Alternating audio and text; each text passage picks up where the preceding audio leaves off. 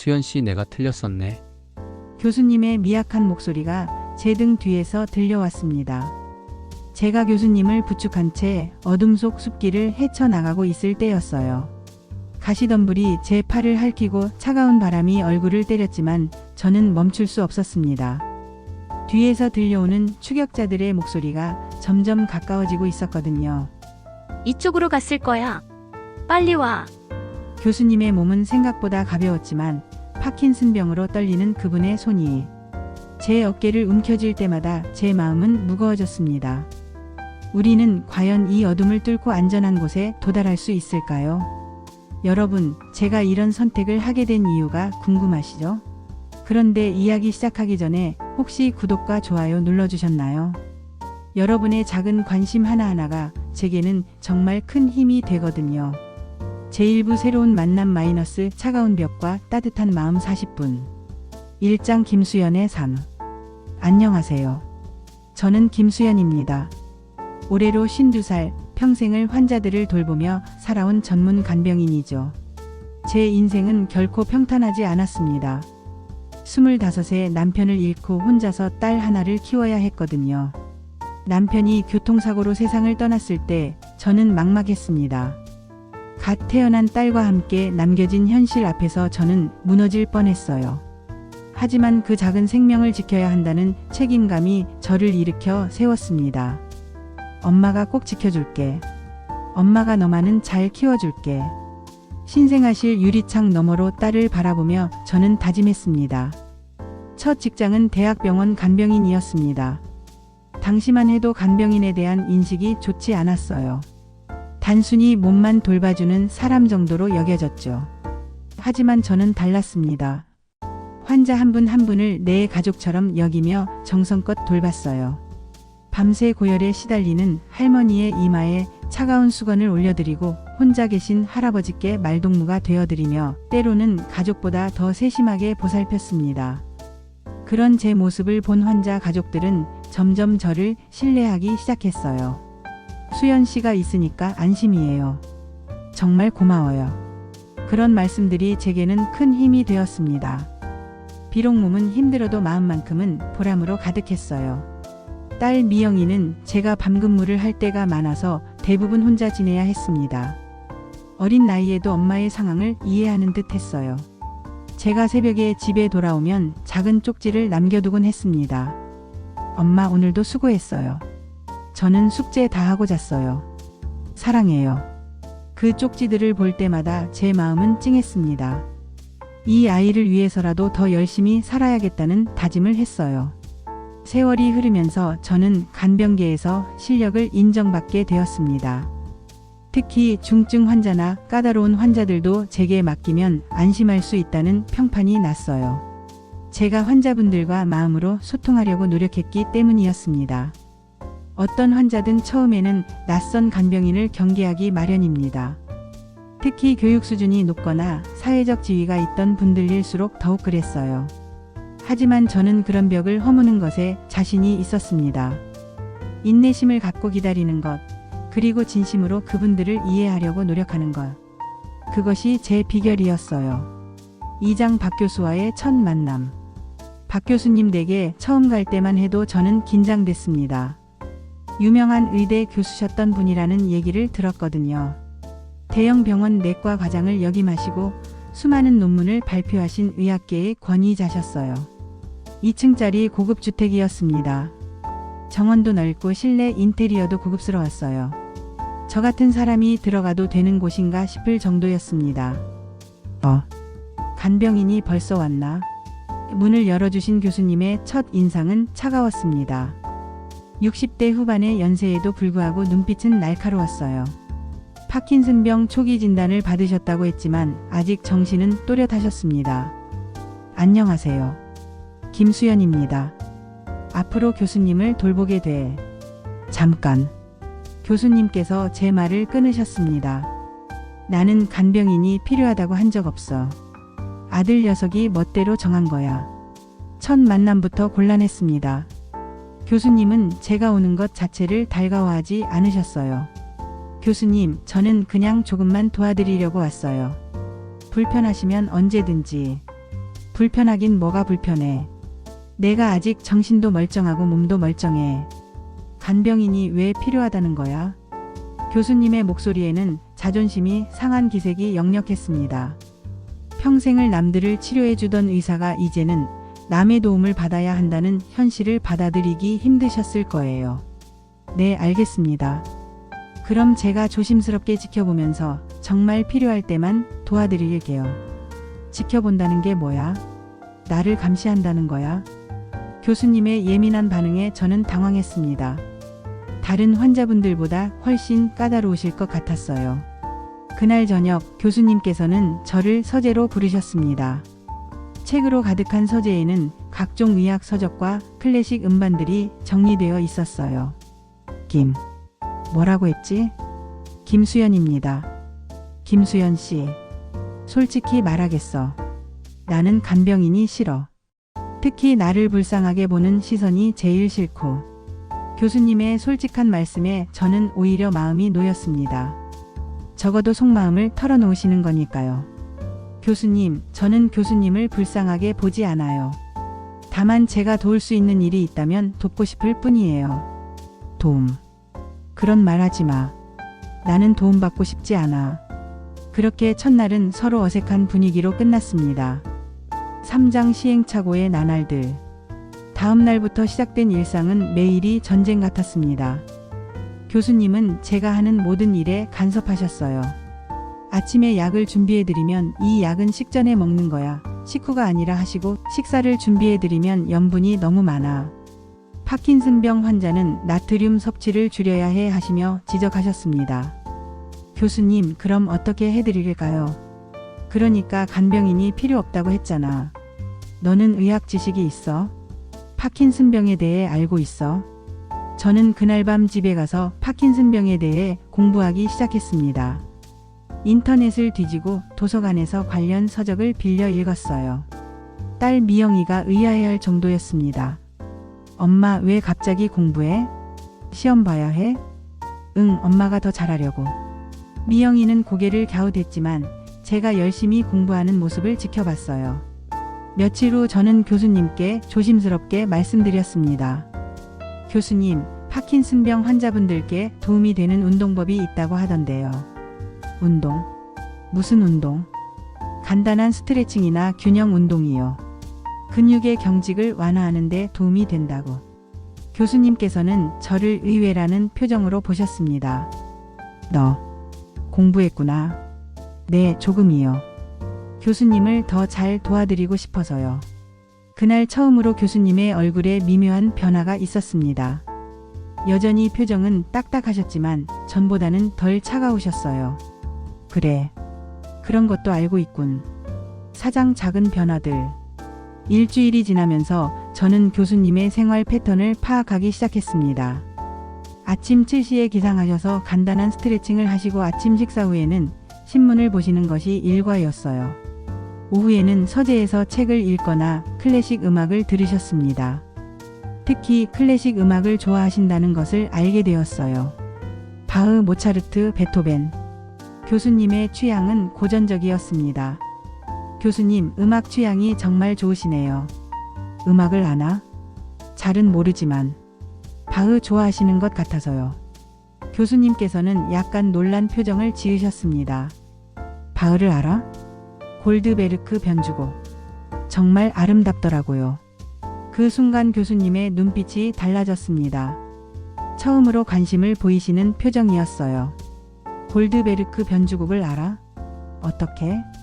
아, 제가 요즘 클래식을 듣고 있어서요. 교수님 덕분에 관심이 생겼거든요.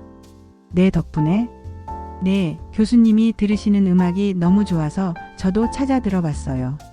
교수님께서는 잠시 말없이 저를 바라보셨습니다. 그리고 작게 중얼거리셨어요. 그렇구나. 그날 오후 교수님께서는 처음으로 저에게 음악 이야기를 해주셨습니다. 이 곡은 글렌 굴드가 연주한 거야. 굴드의 바흐 해석은 정말 독특해. 글렌 굴드요? 캐나다 피아니스트야. 바흐 연주의 대가지. 한번 들어봐. 교수님께서 직접 음반을 틀어주셨어요. 그 순간 저는 교수님의 마음이 조금씩 열리고 있다는 것을 느꼈습니다. 5장 첫 번째 마음의 문. 2주째 되던 어느 날 교수님께서 갑자기 쓰러지셨습니다. 파킨슨병 증상으로 갑작스럽게 몸의 균형을 잃으신 거였어요. 교수님. 저는 재빨리 달려가서 교수님을 부축했습니다. 아이고. 교수님께서는 고통스러워 하셨어요. 괜찮으세요? 어디 다치셨어요? 교수님을 침대에 눕혀드리고 다친 곳이 없는지 살펴봤습니다. 다행히 큰 부상은 없어 보였어요. 물 좀. 저는 급히 물을 가져다 드렸습니다. 교수님께서 물을 드시고 나서야 숨을 고르셨어요. 고마워. 그때 처음으로 교수님께서 저에게 고맙다고 말씀하셨습니다. 그 한마디에 제 마음이 뭉클해졌어요. 교수님, 병원에 가보시는 게 좋을 것 같은데요. 아니야. 괜찮아. 이런 일은 가끔 있어. 하지만 교수님의 얼굴은 창백했고 손도 평소보다 더 심하게 떨리고 있었어요. 그날 밤 교수님께서 저를 부르셨습니다. 수연 씨. 네, 교수님. 오늘 고마웠어. 내가 없었다면. 무슨 말씀을 그렇게 하세요? 아니야. 정말 고마워. 그리고 미안해. 미안하다니요? 내가 너무 까칠하게 굴었나 봐. 간병인이 필요 없다고 하고. 사실은 내가 무서웠던 거야. 교수님의 솔직한 고백에 저는 놀랐습니다. 무서우셨다고요? 응.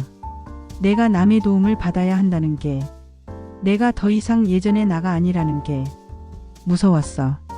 교수님의 목소리에는 깊은 슬픔이 담겨 있었습니다. 교수님. 하지만 오늘 너를 보니까 알겠더라. 너는 나를 불쌍하게 보는 게 아니라 정말 도우려고 하는 거구나. 네, 교수님. 저는 그냥 교수님이 편안하셨으면 좋겠어요. 고마워, 수연 씨. 정말 고마워. 그날 밤 저는 교수님의 마음이 처음으로 저에게 열리는 것을 느꼈습니다. 해시태그 제2부 신뢰의 서로를 알아가다 30분. 해시태그 6장 교수님의 과거 이야기. 다음 날부터 교수님과 제 관계는 완전히 달라졌습니다.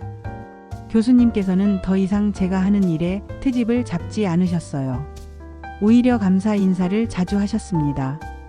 수연 씨, 이 차 정말 맛있네. 어떻게 만든 거야? 카모마일에 꿀을 조금 넣었어요. 숙면에 도움이 된다고 해서요. 그렇구나. 역시 전문가답니네. 교수님께서 저를 전문가라고 불러주실 때마다 제 마음은 뿌듯했습니다. 어느 날 오후 교수님께서는 서재에서 옛날 사진첩을 보고 계셨어요. 저는 차를 가져다 드리다가 우연히 사진들을 보게 되었습니다. 교수님, 이 사진은 언제 찍으신 거예요? 이거 내가 젊었을 때야. 인턴 시절이지. 사진 속의 교수님은 정말 젊어 보이셨어요. 의사 가운을 입고 환자들과 함께 찍은 사진이었습니다. 정말 멋있으시네요. 그때도 지금처럼 엄격하셨을 것 같은데요. 엄격하긴. 오히려 그때는 너무 순진했지. 모든 환자를 다 살릴 수 있다고 생각했거든. 교수님의 목소리에 그리움이 담겨 있었습니다. 의사가 되신 계기가 있으세요? 계기라. 글쎄, 우리 어머니 때문일까? 교수님께서는 잠시 멈칫하시더니 천천히 이야기를 시작하셨어요. 내가 어렸을 때 어머니가 많이 아프셨어. 그런데 당시에는 의료시설이 지금만큼 좋지 않았지. 어머니를 제대로 치료해줄 병원을 찾아서 전국을 다녔던 기억이 나. 그래서 의사가 되기로 결심하셨군요. 그렇지. 어머니 같은 분들을 도와드리고 싶었어. 하지만 교수님께서는 말을 멈추셨습니다. 하지만요. 의사가 되고 보니 생각보다 할 수 없는 일이 많더라고. 특히 말기 환자들을 볼 때면 내가 의사인지 무슨 소용인가 싶었어. 교수님의 고백에서 깊은 상처를 느꼈습니다. 평생을 환자를 치료하는 데 바치셨지만 그 과정에서 느꼈을 무력감도 컸을 거예요. 하지만 교수님 덕분에 살아난 환자분들도 많으셨을 거 아니에요. 그럴까? 가끔은 내가 정말 도움이 되었는지 의문이 들어. 저는 교수님이 정말 훌륭한 의사셨다고 생각해요. 왜? 교수님께서 환자들을 대하시는 모습을 보면 알 수 있어요. 진심으로 걱정하시고 최선을 다하려고 하시잖아요. 교수님께서는 제 말을 듣고 잠시 생각에 잠기셨습니다. 수연 씨, 너는 참 따뜻한 사람이야. 감사합니다. 아니야. 정말이야. 너 같은 사람들이 있어서 이 세상이 따뜻한 거야. 그날 교수님께서는 젊은 시절의 이야기를 많이 들려주셨어요. 의대생 때의 에피소드, 첫 수술했을 때의 긴장감, 결혼하셨을 때의 행복. 하나하나가 모두 소중한 추억이었습니다. 7장 제 이야기를 나누다. 며칠 후 교수님께서 제게 질문을 하셨습니다. 수연 씨는 어떻게 간병인이 됐어? 저는 잠시 망설였습니다. 제 개인사를 이야기하는 게 괜찮을까 싶어서요. 별거 아니에요. 별거 아닐 리 없어. 누구에게나 다 이유가 있는 법이지. 교수님의 따뜻한 격려에 저는 용기를 냈습니다. 사실 남편을 일찍 잃어서요. 딸이 어렸을 때 교통사고로 갑자기 혼자가 되어버렸어요. 교수님께서는 안타까운 표정을 지으셨습니다. 그랬구나. 힘들었겠어. 네, 정말 막막했어요. 어떻게 살아야 할지, 딸을 어떻게 키워야 할지. 그래서 간병 일을 시작한 거야. 네. 처음에는 그냥 아무 일이나 해야겠다고 생각했는데 우연히 병원에서 간병 일을 하게 됐어요. 그런데 환자분들을 돌보다 보니까 보람을 느끼게 되더라고요. 보람? 네. 아픈 분들이 조금이라도 나아지시는 모습을 보면 기뻤어요. 그리고 가족분들이 고마워하실 때도. 교수님께서는 고개를 끄덕이셨습니다. 그렇구나. 그래서 이 일을 계속하게 된 거군. 네. 지금까지 20년 넘게 하고 있어요. 20년. 대단하네. 딸은 어떻게 됐어? 지금 대학생이에요. 간호학과 다니고 있어요. 간호학과? 어머니를 닮았네. 아마 제가 하는 일을 보고 영향을 받은 것 같아요. 교수님께서는 뿌듯한 표정을 지으셨습니다. 좋은 딸이네. 자랑스럽겠어. 네, 정말 제 자랑이에요. 그날부터 교수님과 저는 서로의 이야기를 자주 나누게 되었습니다. 가족 이야기, 젊은 시절 이야기, 꿈과 현실에 대한 이야기까지.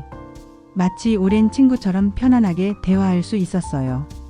해시태그 8장 일상 속의 작은 행복들. 시간이 흐르면서 저와 교수님은 서로의 취향도 알게 되었습니다. 교수님께서는 클래식 음악뿐만 아니라 독서도 좋아하셨어요. 특히 역사책과 철학책을 즐겨 읽으셨습니다. 수연 씨, 책 읽는 거 좋아해? 네, 좋아해요. 요즘은 시간이 없어서 많이 못 읽지만. 뭘 주로 읽어? 소설이나 에세이 종류요. 가끔 자기계발서도 읽고요. 그렇구나. 이 책 어때? 한번 읽어봐. 교수님께서 건네주신 책은 철학자의 에세이집이었습니다. 어려울 것 같은데. 어렵지 않아. 삶에 대한 이야기야. 읽어보면 재미있을 거야. 저는 교수님이 추천해주신 책을 읽기 시작했습니다. 처음에는 어려웠지만 점점 빠져들게 되었어요. 오늘 이야기는 여기까지입니다. 꼭 구독, 좋아요 하시고 다음 이야기까지 끝까지 들어주세요. 며칠 후 저는 교수님께 책 감상을 말씀드렸습니다. 정말 좋은 책이네요. 삶을 바라보는 관점이 달라지는 것 같아요. 그렇지? 나도 젊었을 때 이 책을 읽고 많은 걸 느꼈어. 교수님은 어떤 부분이 가장 인상 깊으셨어요? 진정한 행복은 남을 위해 무언가를 할 때 느끼는 것이라는 부분이 가장 기억에 남아. 아, 그 부분. 저도 공감했어요. 그래? 왜? 제가 환자분들을 돌볼 때 느끼는 마음이 바로 그런 거예요. 비록 힘들지만 누군가에게 도움이 된다는 생각에 행복해져요. 교수님께서는 제 말을 듣고 깊이 생각하시는 표정이었습니다. 수연 씨, 너는 정말 특별한 사람이야. 이렇게 교수님과 책 이야기, 음악 이야기를 나누면서 우리 사이의 거리는 점점 가까워졌습니다. 어느 날은 교수님께서 직접 요리를 해보겠다고 하셨어요. 교수님 위험해요. 제가 할게요. 아니야. 나도 할 줄 아는 게 있어. 젊었을 때 혼자 살면서 요리 좀 했거든. 파킨슨병으로 손이 떨리셨지만 교수님께서는 조심스럽게 김치찌개를 끓이셨어요. 저는 옆에서 도와드렸습니다. 와, 교수님. 정말 맛있어요. 그래? 오랜만에 해봐서 걱정했는데. 정말 맛있어요. 어떻게 이렇게 맛있게 하세요? 비결은 마음이야.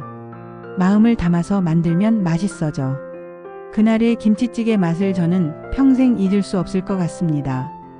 교수님께서 저를 위해 직접 만들어주신 첫 번째 음식이었거든요. 3개월이 지나면서 교수님과 저는 정말 가족 같은 사이가 되었습니다. 교수님께서는 제 딸 미영이 이야기를 들으시는 것도 좋아하셨어요. 미영이가 이번에 장학금을 받았다고요? 네, 성적이 좋아서 학과 장학금을 받았어요. 대단하네. 어머니를 닮아서 똑똑한가 봐. 과찬이세요. 그런데 교수님, 미영이가 교수님께 인사드리고 싶다고 하는데. 정말? 나도 미영이를 만나보고 싶었어. 그 주말 딸 미영이가 교수님 댁에 놀러 왔습니다. 처음에는 긴장했지만 교수님께서 따뜻하게 맞아주셨어요. 안녕하세요, 교수님. 저는 김미영입니다. 어머, 정말 예쁘네. 수연 씨를 닮았어. 미영이는 교수님께 간호학과에서 배우는 내용들에 대해 질문했고 교수님께서는 친절하게 설명해 주셨어요. 미영아, 간호사는 정말 중요한 직업이야. 의사가 진단하고 처방해도 실제로 환자를 돌보는 건 간호사거든. 네, 그래서 더 열심히 공부하고 있어요. 좋은 마음가짐이야. 내 어머니처럼 따뜻한 마음을 가진 간호사가 되길 바라. 미영이가 돌아간 후 교수님께서 말씀하셨습니다. 정말 좋은 딸이야. 수연 씨가 잘 키웠네. 감사합니다. 미영이도 교수님을 정말 좋아해요. 나도 미영이가 너무 예뻐. 마치 내 손녀 같아. 그 말씀을 들을 때 제 마음이 따뜻해졌습니다. 교수님께서 저희 모녀를 진심으로 아껴주신다는 걸 느꼈거든요. 어느 날 교수님께서 갑자기 무거운 표정을 지으시더니 말씀하셨어요. 수연 씨, 내 자식들 이야기 한 적 있었나? 아니요. 교수님께서 자식분들이 계시다는 정도만. 그래. 사실 나는 아버지로서는 실패작이야. 왜 그런 말씀을 하세요?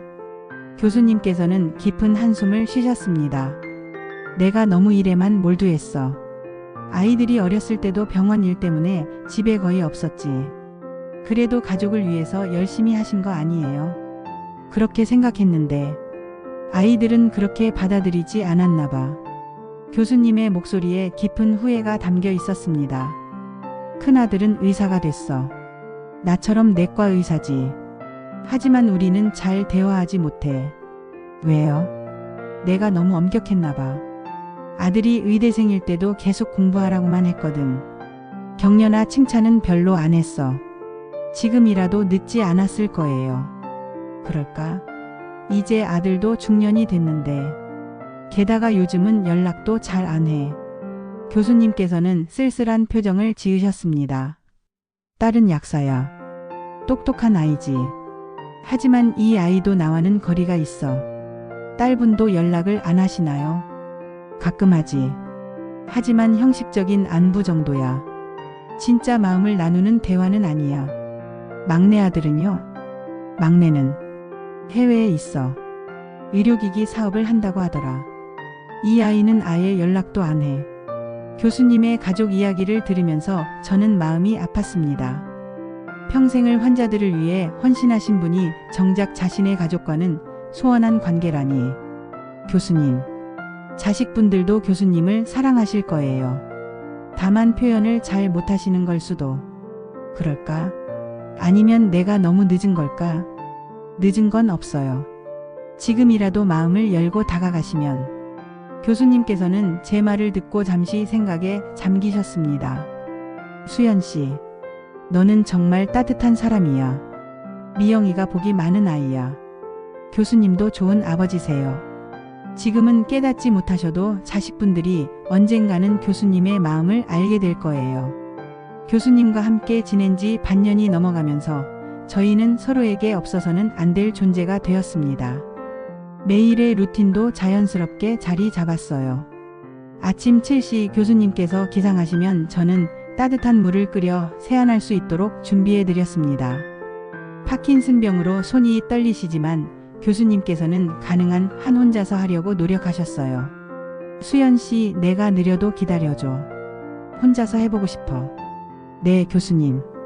천천히 하세요. 시간은 많아요. 아침 식사 준비는 제가 했지만 교수님께서도 가끔 도와주셨어요.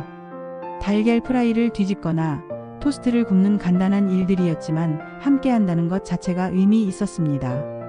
오늘은 내가 커피를 내릴게. 교수님, 조심하세요. 뜨거워요. 걱정 마. 이 정도는 할 수 있어. 교수님께서 직접 내려주신 커피는 조금 연했지만 저에게는 세상에서 가장 맛있는 커피였습니다. 식사 후에는 함께 산책을 나갔어요. 집 근처에 작은 공원이 있었는데 교수님께서는 그곳을 좋아하셨습니다. 공기가 좋네. 역시 밖에 나와야 기분이 좋아져. 네, 햇볕도 쬐고 운동도 되고 좋아요. 공원에는 교수님과 비슷한 연령대의 어르신들이 많이 계셨어요. 처음에는 혼자 계시는 분들이 대부분이었는데 교수님과 제가 함께 다니는 모습을 보고 부러워하시는 분들이 많았습니다. 저분은 좋으시겠어요. 딸이 저렇게 잘 모시니. 그런 말씀들을 들을 때마다 저는 뿌듯했습니다. 교수님과 제가 정말 가족처럼 보인다는 뜻이니까요. 파킨슨병은 점진적으로 진행되는 질환입니다. 교수님의 상태도 천천히 변화하고 있었어요. 손떨림이 조금씩 심해지고 가끔 균형을 잃으시는 일도 있었습니다. 하지만 저는 교수님께서 최대한 독립적으로 생활하실 수 있도록 도왔습니다. 무조건 대신 해드리는 것보다는 교수님께서 스스로 하실 수 있는 방법을 찾아드리는 것이 중요했어요. 교수님, 이렇게 손잡이를 잡고 하시면 더 안정적이에요. 아, 이렇게 하니까 훨씬 편하네. 약 드실 때도 이 컵을 사용하시면 흘리지 않으세요. 교수님을 위한 작은 도구들을 하나씩 마련해 드렸습니다. 미끄럼 방지 매트, 큰 손잡이가 달린 컵, 높이를 조절할 수 있는 의자. 이런 것들이 교수님의 일상생활에 큰 도움이 되었어요. 수연 씨 덕분에 내가 아직도 혼자서 많은 일을 할 수 있어. 교수님께서 포기하지 않고 노력하시니까 가능한 거예요. 정기적인 병원 검진도 빼먹지 않았습니다. 한 달에 한 번씩 신경과에 가서 진료를 받았어요. 박 교수님, 상태가 양호하시네요. 꾸준히 약 드시고 운동도 하신 덕분인 것 같아요. 간병인분이 잘 돌봐주셔서 그런 것 같습니다. 의사 선생님께서도 교수님의 상태 관리가 잘 되고 있다고 칭찬해 주셨어요. 어느 날 교수님께서 갑자기 제안을 하셨습니다. 수연 씨, 우리 뭔가 새로운 걸 해볼까? 새로운 걸요? 응. 요즘 너무 집에만 있는 것 같아서. 뭔가 재미있는 일을 찾아보자. 교수님의 제안에 저는 흥미를 느꼈습니다. 어떤 걸 해보고 싶으세요? 그림 그리기는 어때? 젊었을 때 한번 해보고 싶었는데 시간이 없었거든. 좋은 생각이에요. 그림 그리기는 집중력도 기르고 스트레스 해소에도 도움이 된다고 해요. 다음 주 저희는 동네 문화센터에 그림 교실을 신청했습니다. 수채화 기초반이었어요.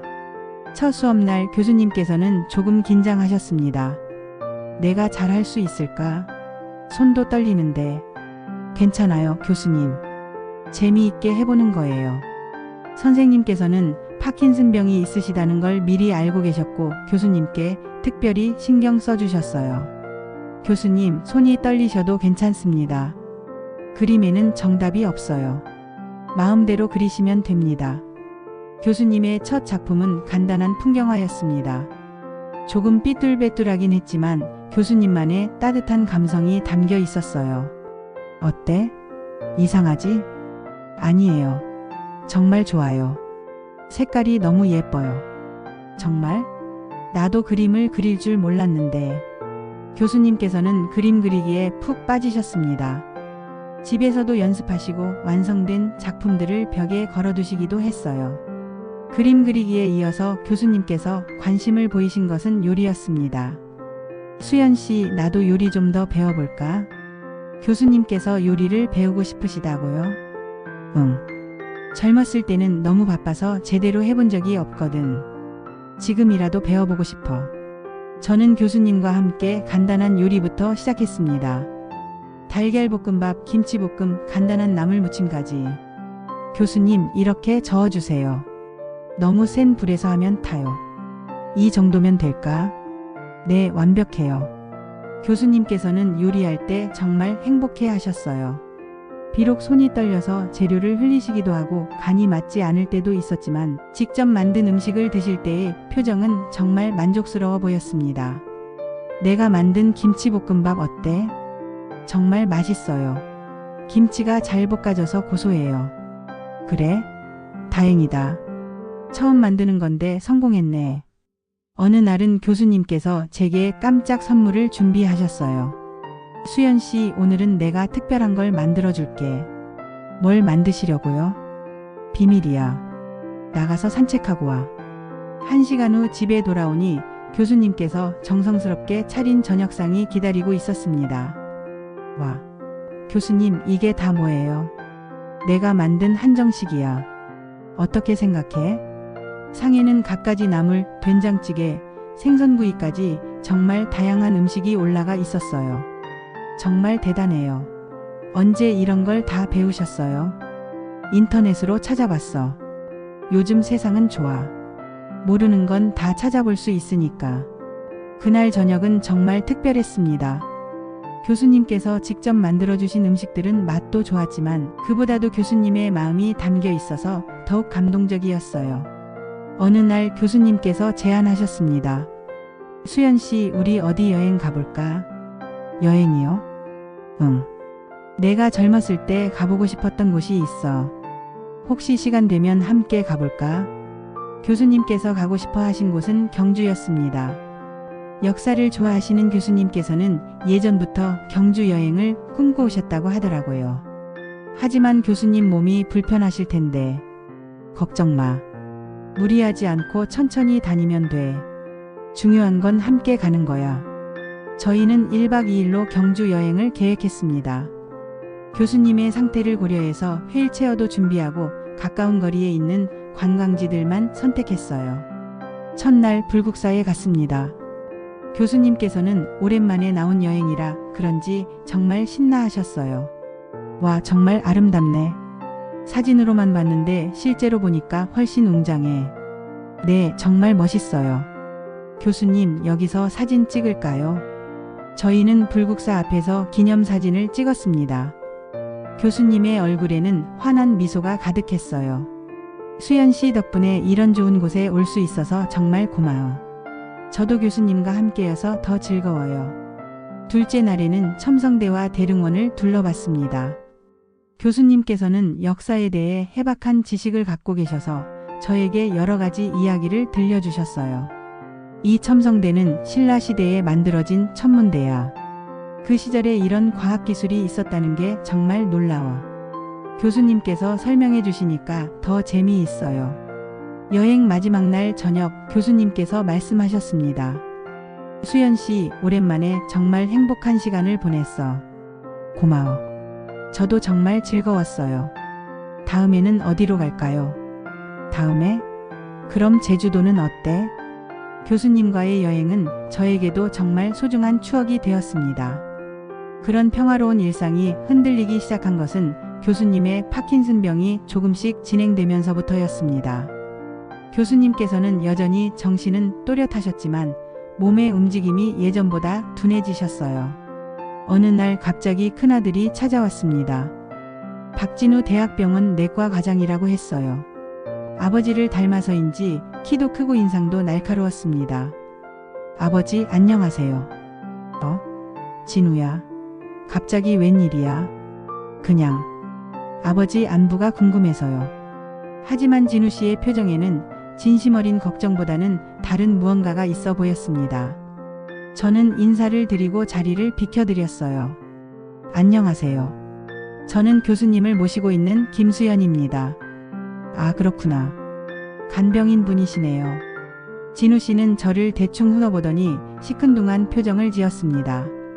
아들이 돌아간 후 교수님께서는 시무룩한 표정을 지으셨어요. 왜 그러세요? 아드님이 오셔서 좋으셨을 텐데. 좋기는. 뭔가 다른 목적이 있는 것 같았어. 다른 목적이요? 내 상태를 확인하러 온 것 같아. 걱정해서가 아니라. 교수님의 말씀에 저는 좀 이상하다고 생각했지만 자식 일에 제가 끼어들 일은 아니라고 생각했어요. 며칠 후 이번에는 딸 진희 씨가 찾아왔습니다. 약국을 운영한다고 했는데 첫인상부터 차가워 보였어요. 아버지 몸은 어때요? 덕분에 잘 지내고 있어. 간병인 분이 잘 돌봐드리나 보네요. 진희 씨는 저를 보며 의미심장한 미소를 지었습니다. 뭔가 불편한 기분이 들었어요. 아버지 약은 제대로 드시고 있어요? 그럼 수연 씨가 잘 챙겨줘. 혹시 아버지 약 말고 다른 건 드시지 않죠? 건강식품이나 그런 거. 갑자기 이상한 질문을 하셨어요. 다른 거? 뭔 소리야? 아니에요. 그냥 확인차 물어본 거예요. 진희 씨는 제게도 몇 가지 질문을 했습니다. 간병인분, 아버지가 평소에 어떤 말씀을 하세요? 별 말씀 없으세요. 일상적인 이야기만. 혹시 재산이나 유언 같은 이야기는 안 하시죠? 그 순간 저는 진희 씨의 진짜 의도를 알 것 같았습니다. 일주일 후 막내 아들 진호 씨까지 나타났습니다. 해외에서 의료기기 사업을 한다고 했는데 형과 누나와는 다르게 겉으로는 밝아 보였어요. 아버지, 오랜만이에요. 진호야, 너 언제 들어왔어? 어제 들어왔어요. 아버지 보고 싶어서 바로 달려왔죠. 하지만 진호 씨의 밝음도 어딘가 어색했습니다. 마치 연기하는 것 같은 느낌이었어요. 그날 저녁 세 자식이 모두 모였습니다. 저는 저녁 준비를 하면서 그들의 대화를 듣게 되었어요. 아버지 상태가 많이 안 좋아진 것 같은데? 응, 파킨슨병이 진행되고 있어. 손떨림도 심해지고 약값도 만만치 않을 텐데 간병비까지 하면 그런 걱정은 하지 마. 아직 여유는 있어. 하지만 자식들의 관심은 교수님의 건강보다는 다른 곳에 있는 것 같았습니다. 아버지, 혹시 유언장 같은 건 작성해 두셨어요? 큰아들 진우 씨가 조심스럽게 물었습니다. 유언장? 아직 그런 건 생각 안 했는데. 하지만 만약의 경우를 대비해서 미리 준비해 두시는 게 좋을 것 같아요. 그런 얘기는 나중에 하자.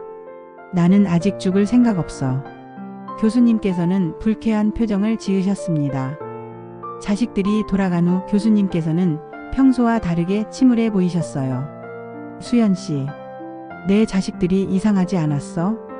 어떤 면에서요? 왜 갑자기 다들 나타난 걸까? 평소에는 명절에도 얼굴 보기 힘들었는데. 교수님의 말씀이 맞았습니다. 제가 10개월 넘게 모시면서 자식분들을 본 건 처음이었거든요. 혹시 교수님 걱정되셔서 오신 거 아닐까요? 걱정이라. 그럴 수도 있겠지. 하지만 뭔가 다른 목적이 있는 것 같아. 교수님께서는 깊은 한숨을 쉬셨습니다. 수연 씨, 솔직히 말할게. 내 자식들과 나는 그리 가깝지 않아. 내가 아버지 역할을 제대로 못했거든. 그래도 자식분들이니까. 아니야. 그들이 나를 보는 눈빛을 봤어. 아버지를 보는 눈이 아니라 뭔가 다른 것을 보는 눈이었어. 교수님의 말씀에 저도 뭔가 불안한 기분이 들었습니다. 특히 진우. 걔는 내 상태를 확인하러 온 것 같았어. 내가 얼마나 더 버틸 수 있는지. 교수님, 그런 생각하지 마세요. 아니야, 수연 씨. 나는 내 자식들을 너무 잘 알아. 그들은 나보다 돈이 더 중요해. 교수님의 목소리에는 깊은 실망감이 담겨 있었습니다. 그날 밤 교수님께서는 잠을 이루지 못하셨어요. 저는 교수님 곁에서 밤을 지새웠습니다. 수연 씨, 혹시 내가 죽으면 어떻게 될까? 교수님, 그런 말씀 하지 마세요. 아직 건강하시잖아요. 아니야. 파킨슨병은 점점 나빠지는 병이야. 언젠가는. 그래도 지금 당장은 아니잖아요. 우리 함께 치료받으면서 건강하게 지내요. 하지만 교수님의 불안감은 쉽게 가시지 않았습니다. 그 후로 자식들의 방문이 잦아졌습니다. 일주일에 한두 번씩은 누군가가 찾아왔어요. 처음에는 반가워하시던 교수님도 점점 부담스러워 하셨습니다. 특히 이상한 건 자식들이 저에 대해 자꾸 질문한다는 것이었어요. 간병인분, 아버지가 평소에 어떤 이야기를 하세요? 혹시 아버지가 재산 정리에 대한 말씀을 하신 적 있나요? 아버지 통장이나 중요한 서류들은 어디에 보관하시는지 아세요? 이런 질문들이 계속 이어졌습니다. 저는 당황스러웠어요. 잘 모르겠어요. 제가 관여할 일이 아닌 것 같아서. 그래도 항상 곁에 계시니까 뭔가 들으셨을 텐데. 딸 진희 씨가 끈질기게 물었습니다. 어느 날은 큰아들 진우 씨가 저를 따로 불렀어요. 수연 씨, 잠깐 이야기 좀 할 수 있을까요? 네, 무슨 일이세요? 아버지 상태가 어떤가요? 솔직하게 말씀해 주세요. 교수님께서는 안정적인 상태세요. 파킨슨병 증상은 있지만 크게 나빠지지는 않았어요. 정신 상태는 어떤가요? 혹시 헛소리를 하신다거나? 아니요. 정신은 아주 또렷하세요. 진우 씨의 표정이 좀 실망스러워 보였습니다. 그렇군요. 뭔가 이상했습니다. 자식이라면 아버지가 정신이 또렷하다는 얘기를 들으면 안심해야 할 텐데 오히려 실망하는 것 같았어요. 가장 이상한 변화는 교수님의 약물이었습니다. 어느 날부터 딸 진희 씨가 새로운 약을 가져왔어요. 아버지, 이 약이 더 좋다고 해서 가져왔어요. 이게 뭐야? 파킨슨병에 효과가 좋은 신약이에요. 제가 약사니까 더 잘 알죠. 하지만 지금 먹는 약도 괜찮은데. 아버지, 저를 믿으세요. 이게 더 좋아요. 진희 씨는 기존 약을 모두 가져가고 새로운 약들을 놓고 갔습니다. 처음에는 별다른 변화가 없었어요. 그런데 며칠 후부터 교수님의 상태가 이상해지기 시작했습니다. 수연 씨, 왜 이렇게 어지럽지? 교수님, 괜찮으세요? 뭔가 이상해. 몸에 힘이 없고. 교수님께서는 평소보다 더 자주 넘어지셨고 기력도 많이 떨어지셨어요. 혹시 새로 바뀐 약 때문인 것 같은데요. 나도 그런 생각이 들어. 예전 약이 더 좋았던 것 같아. 저는 진희 씨에게 전화를 걸었습니다. 진희 씨, 교수님께서 새 약을 드신 후로 상태가 안 좋아지신 것 같아요. 그럴 리 없어요. 이 약이 훨씬 좋은 약이거든요. 하지만 교수님께서 어지러워하시고 초기 적응 과정이에요. 조금 더 기다려보세요. 하지만 교수님의 상태는 더욱 나빠졌습니다. 교수님의 상태가 계속 악화되자 저는 본격적으로 의심하기 시작했습니다. 정말 이 약이 교수님에게 좋은 약일까? 몰래 약 성분을 찾아봤어요. 인터넷으로 검색해보니 이상한 점을 발견했습니다. 이 약들은 파킨슨병 치료제가 맞았지만 용량이 교수님께 필요한 것보다 훨씬 많았어요. 이상하다. 왜 이렇게 많은 용량을? 더 충격적인 것은 일부 약물이 진정제 성분이 포함되어 있다는 것이었습니다. 파킨슨병 환자에게는 주의해서 사용해야 하는 약물이었어요. 저는 교수님께 조심스럽게 말씀드렸습니다. 교수님, 혹시 예전 병원에서 받던 약으로 다시 바꿔보시는 게 어때요? 나도 그렇게 생각하고 있었어. 이 약을 먹으면서 계속 몸이 이상해. 제가 병원에 문의해 볼게요. 하지만 진희 씨가 이 사실을 알고 화를 냈습니다. 간병인분이 뭘 안다고 약에 대해 이래라 저래라 해요. 죄송해요. 그런데 교수님 상태가. 제가 약사라고요. 전문가인 제가 선택한 약인데 왜 간병인이 간섭해요? 진희 씨의 반응이 너무 과격해서 저는 더욱 의심스러웠습니다. 그날 밤 교수님께서 저를 부르셨습니다. 수연 씨, 내가 이상한 생각을 하는 건가? 무슨 말씀이세요? 내 자식들이 정말 나를 걱정해서 오는 건가? 아니면 교수님께서는 말을 잇지 못하셨습니다. 교수님, 혹시 내가 빨리 죽기를 바라는 건 아닐까? 교수님의 말씀에 저는 충격을 받았습니다. 교수님의 의심이 현실이 되기 시작했습니다. 자식들은 더욱 자주 찾아왔고 교수님에 대한 감시도 강화했어요. 아버지, 이제 밖에 나가시지 마세요. 넘어지시면 위험해요. 왜? 나는 아직 걸을 수 있어. 하지만 요즘 자주 넘어지시잖아요. 집에서 쉬세요. 큰아들 진우 씨는 교수님의 외출을 금지했습니다. 그리고 간병인 분도 아버지를 혼자 두고 나가시면 안 돼요. 네? 하지만 장 보러 나가야 하는데. 그런 건 저희가 해결할게요. 아버지 곁을 떠나지 마세요. 이제 저도 사실상 감시받는 상황이 되었습니다. 며칠 후 더 충격적인 일이 벌어졌습니다. 자식들이 교수님을 별채로 옮기겠다고 한 거예요. 아버지, 본체는 너무 시끄러워요. 조용한 곳에서 쉬세요. 별채? 왜 갑자기? 아버지 상태가 안 좋으니까 안정적인 환경이 필요해요. 별채는 본체에서 떨어진 낡은 건물이었습니다. 평소에는 창고로 사용하던 곳이었어요. 그곳은 너무 춥고 습해요. 교수님께서 지내시기에는 간병인분은 지시만 따르세요.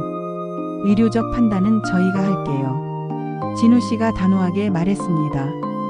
결국 교수님은 별채로 옮겨지셨어요. 그곳은 정말 열악했습니다.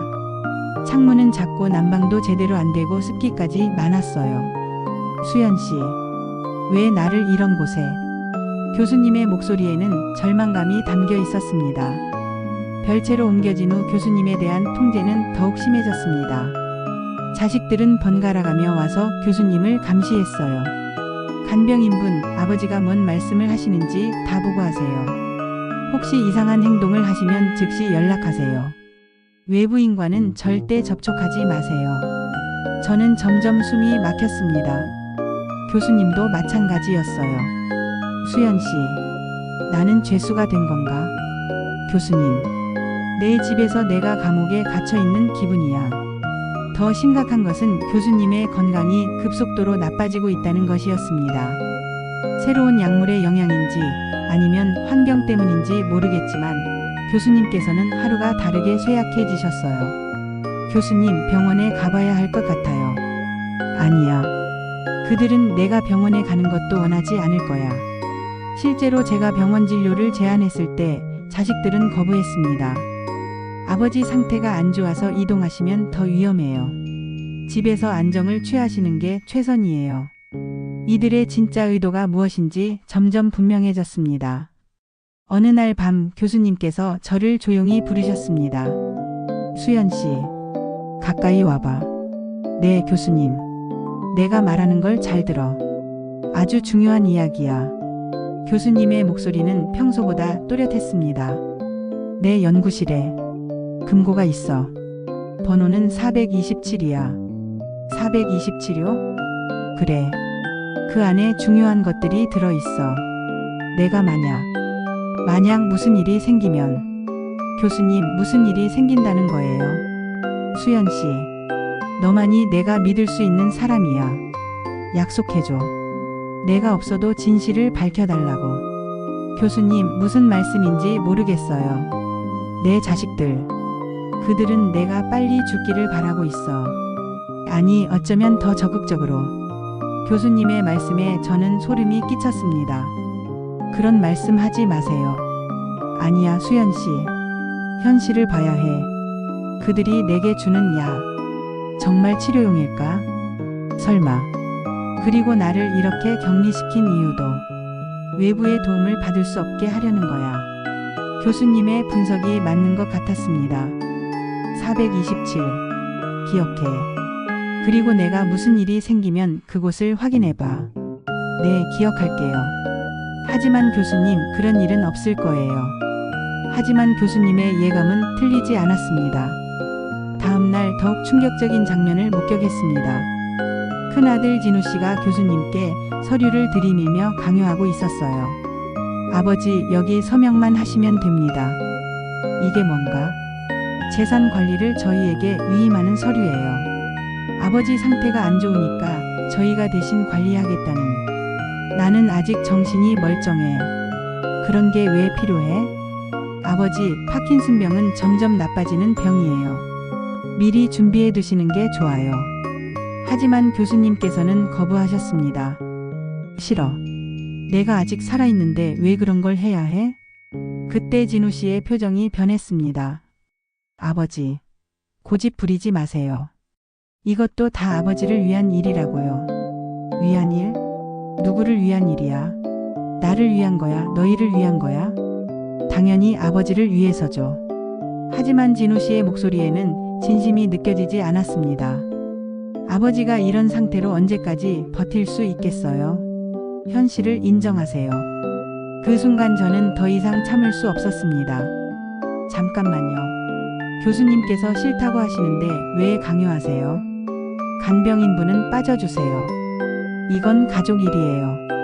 하지만 교수님의 의사를 존중해야죠. 당신이 뭘 안다고 끼어들어요? 진우 씨의 눈빛이 차가워졌습니다. 그날 밤 저는 결심했습니다. 더 이상 이 상황을 방치할 수 없었어요. 교수님의 상태는 더욱 위급해졌습니다. 약물의 부작용인지 의식이 혼미해지는 시간이 많아졌어요. 수연 씨, 427. 잊지 마. 네, 교수님. 걱정 마세요. 자식들은 교수님을 요양원으로 보내려는 계획을 세우고 있었습니다. 내일 아버지를 요양원으로 모시겠습니다. 요양원이요? 네, 전문적인 치료가 필요해요. 하지만 제가 알기로는 그 요양원은 말기 환자들을 수용하는 곳이었어요. 한번 들어가면 나오기 어려운. 그날 밤 저는 마지막 결심을 했습니다. 교수님을 이곳에서 구해내야겠다고. 교수님, 일어나세요. 수연 씨, 무슨 일이야? 우리 여기서 나가야 해요. 나간다고? 네, 이대로 있으면 안 돼요. 교수님께서는 제 말을 알아들으시는 듯 했습니다. 그래, 나도 이제 한계야. 저는 교수님을 조심스럽게 일으켜 세웠습니다. 많이 쇠약해지셨지만 아직 걸을 수는 있었어요. 교수님, 제가 부축해드릴게요. 조용히 나가요. 별채의 문은 다행히 잠겨있지 않았습니다. 자식들이 교수님께서 혼자서는 나갈 수 없다고 생각했나 봐요. 우리는 조용히 별채를 나섰습니다. 밤 12시 별채를 나선 우리는 본체 쪽으로 향했습니다. 교수님을 부축한 채 걷는 것은 쉽지 않았지만 저는 포기할 수 없었어요. 수연 씨, 미안해. 너까지 힘들게 해서. 교수님, 그런 말씀 하지 마세요. 저는 교수님을 지키고 싶어요. 다행히 자식들은 모두 잠든 것 같았습니다. 우리는 조심스럽게 본체로 들어갔어요. 연구실이 2층에 있지? 네, 맞아요. 계단을 오르는 것이 가장 어려웠습니다. 교수님의 다리에 힘이 없어서 거의 제가 끌어올리다시피 했어요. 427. 그 번호를 기억해. 네, 걱정 마세요. 드디어 연구실에 도착했습니다. 어둠 속에서 손전등으로 비추며 금고를 찾았어요. 금고는 책상 뒤편에 숨겨져 있었습니다. 작은 디지털 금고였어요. 427. 저는 떨리는 손으로 번호를 입력했습니다. 4-2-7. 삐 소리와 함께 금고가 열렸습니다. 안에는 여러 가지 문서들과 함께 USB 하나가 들어 있었어요. 이게 뭐지? 저는 문서들을 꺼내 보았습니다. 교수님의 필체로 쓰인 편지가 있었어요. 만약 이 편지를 읽는 사람이 있다면 그것은 내가 위험에 처했거나 이미 세상을 떠났다는 뜻일 것이다. 편지를 읽으면서 저는 충격을 받았습니다. 나는 내 자식들이 나를 어떻게 대할지 이미 예상하고 있었다. 그들의 목적은 내 재산이지 나의 안위가 아니다. 교수님께서는 이미 모든 것을 예상하고 계셨던 거예요. 특히 진이가 가져온 약물들은 의심스럽다. 파킨슨병 치료용이라고 하지만 실제로는 의식을 흐리게 하는 성분이 포함되어 있다. 역시 제 의심이 맞았습니다. 편지 뒷부분에는 더욱 충격적인 내용이 있었어요. 나의 모든 재산은 김수연에게 위탁한다. 그녀는 내게 진정한 가족이었으며 내 마지막을 지켜준 유일한 사람이다. USB 안에는 내 자식들의 행동을 녹화한 영상들이 들어있다. 이것이 내가 어떤 대우를 받았는지 보여주는 증거다. 저는 교수님을 돌아봤습니다. 교수님께서는 의자에 기대 앉아 힘없이 웃고 계셨어요. 다 읽었어? 네. 교수님, 이게 다 무슨... 내가 미리 준비해 둔 거야. 언젠가 이런 일이 벌어질 줄 알았거든. USB를 컴퓨터에 연결해보니 정말 충격적인 영상들이 들어있었어요. 자식들이 교수님께 약을 강제로 먹이는 장면, 재산관리 서류에 서명하라고 협박하는 장면, 그리고 서로 교수님의 유산에 대해 이야기하는 장면까지. 아버지가 이런 상태로 언제까지 버틸까? 빨리 정리됐으면 좋겠는데. 요양원에 보내면 오래 못 버틸 거야. 영상 속에서 들리는 자식들의 대화는 정말 충격적이었습니다. 교수님, 이 모든 걸 어떻게? 내가 몰래 녹화해둔 거야. 내 방에 작은 카메라를 설치해뒀거든. 왜 이런 걸 하셨어요? 언젠가 진실을 밝힐 날이 올 줄 알았어. 그리고 너 같은 사람이 그 일을 해줄 거라고 믿었고. 교수님의 지혜에 저는 감탄했습니다. 하지만 이제 어떻게 해야 할까요? 이 증거들을 세상에 알려야 해. 그래야 다른 노인분들도 이런 일을 당하지 않을 거야. 그때였습니다. 아래층에서 소음이 들렸어요. 아버지 어디 계세요? 자식들이 교수님이 없어진 것을 발견한 것 같았습니다. 간병인도 없네. 분명히 도망쳤어. 빨리 찾아야 해. 저는 급히 USB와 문서들을 챙겼습니다. 교수님, 빨리 나가야 해요. 하지만 계단에서 큰아들 진우 씨와 마주쳤습니다. 아버지, 여기 계셨구나. 진우야. 간병인, 아버지를 어디 데려가려고 했어? 저는 그냥. 뭘 들고 있어? 그게 뭐야? 진우 씨가 제가 든 USB를 보고 얼굴이 변했습니다. 그걸 내려놓아. 안 돼요. 저는 교수님을 부축하며 뒤로 물러났습니다. 아버지, 간병인이 당신을 이용하려고 하는 거예요. 아니야, 진우야. 수연 씨는 나를 지키려고 하는 거야. 아버지는 정신이 없으시니까 모르시는 거예요. 그때 딸 진희 씨와 막내 진호 씨도 나타났습니다. 뭐 하는 거야? 간병인이 아버지를 데리고 도망치려고 해. 뭐라고? 세 자식이 모두 우리를 둘러쌌습니다. USB 내놓아. 그 안에 뭐가 들어있는지 알고 있어. 아버지를 이용해서 돈을 빼내려는 거지? 하지만 교수님께서 갑자기 큰 소리로 말씀하셨습니다. 그만해. 너희들. 아버지. 수연 씨는 나를 이용하는 게 아니야. 너희들이 나를 이용하고 있는 거야. 교수님의 목소리에는 분노가 담겨 있었습니다. 나를 감금하고 이상한 약을 먹이고 내 재산을 빼앗으려고 하는 게 누구야? 자식들은 당황한 표정을 지었습니다. 아버지, 우리는 아버지를 위해서. 나를 위해서? 거짓말 하지 마.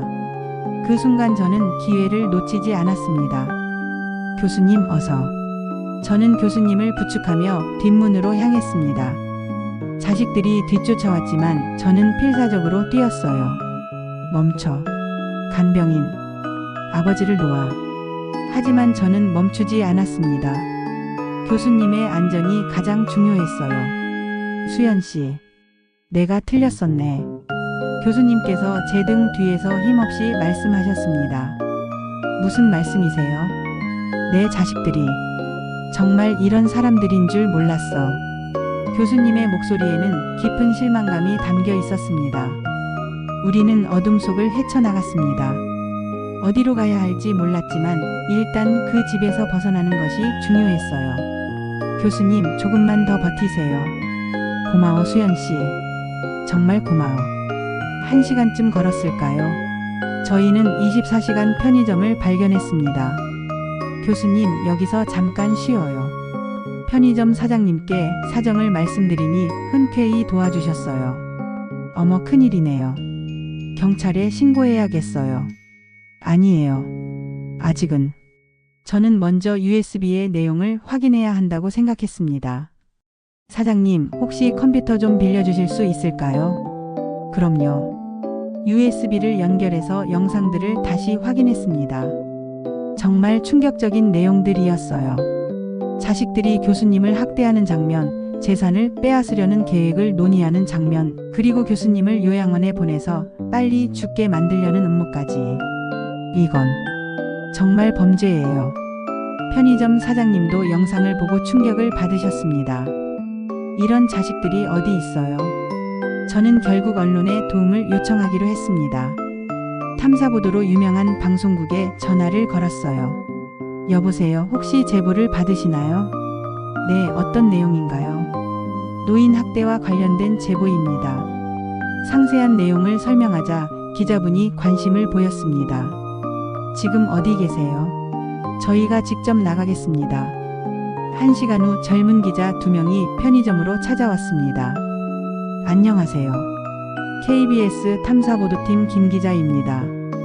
안녕하세요. 기자들은 교수님과 저의 이야기를 자세히 들었습니다. 그리고 USB 영상도 확인했어요. 이건 정말 심각한 문제네요. 네, 그래서 도움을 요청한 거예요. 우선 교수님부터 안전한 곳으로 모셔야겠어요. 기자들의 도움으로 교수님은 믿을 만한 병원으로 이송되었습니다. 그리고 며칠 후 저희의 이야기가 뉴스에 보도되었어요. 자식들이 아버지를 학대하고 재산을 빼앗으려 했다는 충격적인 사건이 알려졌습니다. 방송에서는 USB 영상의 일부가 공개되었습니다. 물론 모자이크 처리를 했지만 충분히 충격적이었어요. 특히 간병인 김수연 씨가 교수를 구출하는 과정에서 많은 위험을 감수했다는 것이 알려지면서 진정한 가족의 의미에 대해 다시 생각해보게 됩니다. 방송 반응은 폭발적이었습니다. 세상에 이런 일이. 간병인분이 진짜 영웅이네요. 혈연이 다가 아니구나. 인터넷에는 저를 응원하는 댓글들이 쏟아졌습니다. 병원에서 제대로 된 치료를 받으신 교수님의 상태는 많이 나아졌습니다. 자식들이 먹인 약물을 중단하고 정상적인 치료를 받으니까 의식도 또렷해지셨어요. 수연 씨, 정말 고마워. 교수님, 이제 안전해요. 너 때문에 내가 살았어.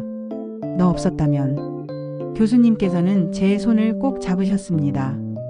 교수님, 이제 걱정 마세요. 진실이 밝혀졌으니까요. 그래, 드디어 진실이. 언론 보도 이후 교수님의 자식들은 사회적으로 매장되었습니다. 병원에서는 큰아들 진우 씨를 해고했고 딸 진희 씨의 약국도 영업정지 처분을 받았어요. 그들은 노인 학대, 재산 편취 미수, 약물 오남용 등의 혐의로 기소되었습니다. 저희는 아버지를 사랑했습니다. 법정에서 그들은 변명했지만 영상 증거 앞에서는 할 말이 없었어요. 특히 막내 진호 씨는 법정에서 울면서 사과했습니다. 아버지, 정말 죄송합니다. 제가 잘못했습니다. 하지만 이미 늦었습니다. 재판이 끝난 후 교수님께서는 저에게 말씀하셨습니다. 수연 씨, 이제 우리 새로운 시작을 해보자. 새로운 시작이요? 응. 내 유언장대로 재산은 모두 내게 넘어갔어. 이제 그 돈으로 좋은 일을 해보자. 교수님의 뜻에 따라 저희는 박 교수 나눔 재단을 설립했습니다. 노인분들을 위한 간병 서비스와 학대 방지 프로그램을 운영하는 재단이었어요. 교수님, 저 같은 사람이 이런 큰 일을 할 수 있을까요? 물론이야. 너는 나보다 훨씬 따뜻한 마음을 가진 사람이야. 재단 운영을 시작한 지 6개월이 지났습니다. 많은 노인분들과 간병인분들이 저희 재단의 도움을 받고 계세요. 교수님께서도 재단 일을 도와주시며 새로운 보람을 찾으셨어요. 수연 씨, 이게 내가 평생 하고 싶었던 일이야. 정말요? 의사로서 환자를 치료하는 것도 이미 있었지만 이렇게 사회 전체를 도울 수 있다는 게 더 뿌듯해.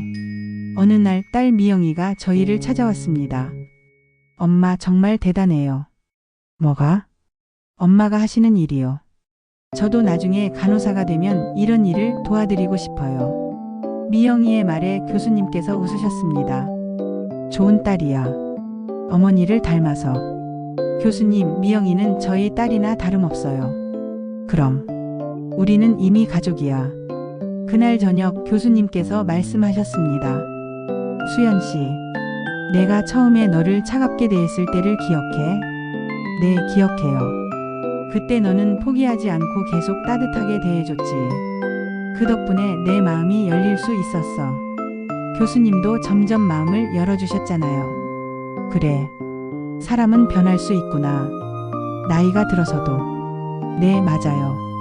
그리고 진정한 가족은 혈연이 아니라 마음이구나. 교수님의 말씀에 저는 깊이 공감했습니다. 지금 저희는 혈연으로는 가족이 아니지만 마음으로는 진짜 가족입니다. 서로를 아끼고 돌보고 믿는 관계이죠. 매일 아침 교수님과 함께 재단에 출근하며 저는 행복을 느낍니다. 과거에 힘들었던 시간들이 모두 이 순간을 위한 준비였다는 생각이 들어요. 교수님, 오늘도 좋은 하루 될 것 같아요. 그럼 우리 함께니까. 언론 보도가 나간 다음 날 경찰에서 연락이 왔습니다. 젊은 형사 한 분이 병원으로 찾아왔어요. 안녕하세요. 저는 강남서 형사과 이민준 형사입니다. 보도된 사건에 대해 공식 수사를 시작하게 되었습니다. 이 형사님은 다른 경찰관들과 달랐습니다. 저를 보는 눈빛에 진심 어린 관심이 담겨 있었어요. 김수연 씨, 우선 그동안 정말 고생 많으셨습니다. 교수님을 지켜내신 용기에 깊이 감동받았습니다. 감사합니다. 지금부터 공식 조사를 진행하겠습니다. 혹시 더 많은 증거가 있다면 모두 제출해 주세요. 저는 USB와 함께 교수님께서 남기신 모든 문서들을 경찰에 제출했습니다. 이 형사님은 정말 꼼꼼하게 모든 증거를 검토하셨어요.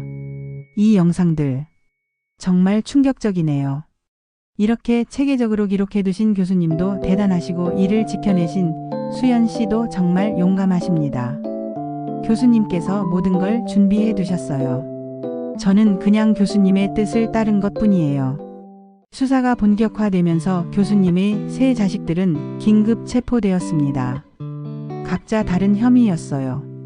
큰아들 진호 씨는 노인학대와 강요미수, 딸 진희 씨는 약물 오남용과 의료법 위반, 막내 진호 씨는 재산 편취 미수와 감금 미수 혐의였습니다. 체포 소식을 들었을 때 교수님의 반응이 기억에 남습니다. 수연 씨, 나는 기쁘지 않아. 교수님, 내 자식들이 이렇게 된 것 결국 내 책임이야. 교수님께서는 복잡한 심경을 드러내셨습니다. 하지만 교수님, 잘못된 건 바로잡아야 해요. 교수님만이 아니라 다른 어르신들을 위해서도요. 그래, 맞는 말이야. 이런 일이 다시는 일어나지 않으려면. 사건이 본격적으로 알려지면서 여러 방송사에서 취재 요청이 들어왔습니다. 저는 처음에는 부담스러웠지만 교수님의 조언에 따라 인터뷰에 응하기로 했어요. 수연 씨, 이 일을 통해 사회가 변할 수 있어. 내가 용기를 내줘야 해. 첫 번째 방송 인터뷰에서 저는 떨렸습니다. 김수연 씨, 교수님을 구출하기로 결심한 순간이 언제였나요? 교수님께서 427 잊지 마 라고 말씀하셨을 때였어요. 그때 교수님께서 이미 모든 걸 준비하고 계셨다는 걸 깨달았거든요. 위험하다는 생각은 안 드셨나요? 들었죠. 하지만 교수님을 그대로 두면 안 된다는 생각이 더 컸어요. 방송이 나간 후 반응이 뜨거웠습니다. 시청자 게시판에는 저를 응원하는 글들이 쏟아졌어요. 진짜 가족이 뭔지 보여주는 분이네요. 혈연보다 따뜻한 마음이 더 중요하다는 걸 느꼈어요. 우리나라에 이런 분이 계셔서 희망이 보여요. 방송 이후 병원으로 많은 분들이 찾아오셨습니다. 꽃다발을 들고 오신 할머니, 손편지를 쓴 초등학생, 성금을 전달하러 온 시민단체까지. 수연 씨, 정말 고생하셨어요. 이런 분이 있어서 세상이 아직 희망이 있어요. 한 할머니께서 제 손을 꼭 잡으시며 말씀하셨습니다. 저도 혼자 사는데 수연 씨 같은 분이 옆에 계시면 얼마나 좋을까요? 어린 학생들이 써온 편지도 감동적이었어요. 수연 아줌마, 저도 커서 아줌마처럼 착한 사람이 될게요. 할아버지를 지켜주셔서 고마워요. 우리 할아버지도 잘 돌봐드릴게요. 이런 응원들을 받으며 저는 제가 한 일의 의미를 새롭게 깨달았습니다. 재판이 시작되기 전 교수님께서는 검찰에서 정식 진술을 하셨습니다. 그 과정에서 교수님의 기억이 더욱 또렷해지셨어요. 검사님, 제가 미리 영상을 녹화해둔 이유는 이런 일이 벌어질 걸 예상했기 때문입니다. 언제부터 의심하기 시작하셨나요? 자식들이 갑자기 자주 찾아오기 시작했을 때부터요. 30년 넘게 간병인 일을 해온 수연 씨 눈에는 이상한 점들이 다 보였을 거예요. 교수님께서는 저의 관찰력과 직감을 인정해 주셨습니다. 특히 딸이 가져온 약물들.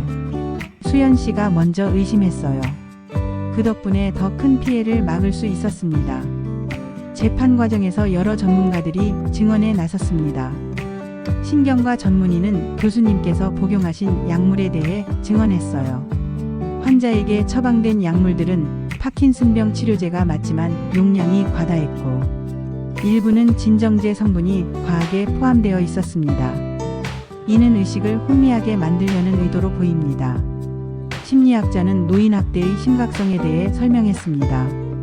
이 사건은 단순한 가족 갈등이 아닙니다. 체계적이고 계획적인 노인학대 사례입니다. 특히 피해자를 격리시키고 외부와의 접촉을 차단한 것은 전형적인 학대 패턴입니다. 사회복지사는 간병인의 역할에 대해 증언했어요. 김수연 씨와 같은 전문 간병인들은 종종 환자의 마지막 보루 역할을 합니다. 이분의 용기 있는 행동이 없었다면 더 큰 비극이 일어났을 것입니다. 드디어 공판이 시작되었습니다.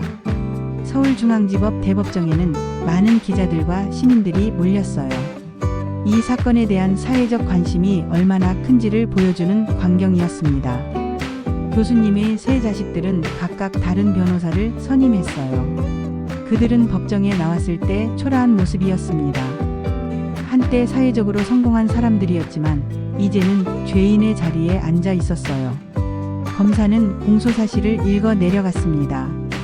피고인들은 2023년부터 2024년까지 약 1년간 피해자인 아버지 박 교수를 체계적으로 학대하고 재산을 편취하려 했습니다. 저는 증인석에서 이 모든 과정을 지켜봤습니다.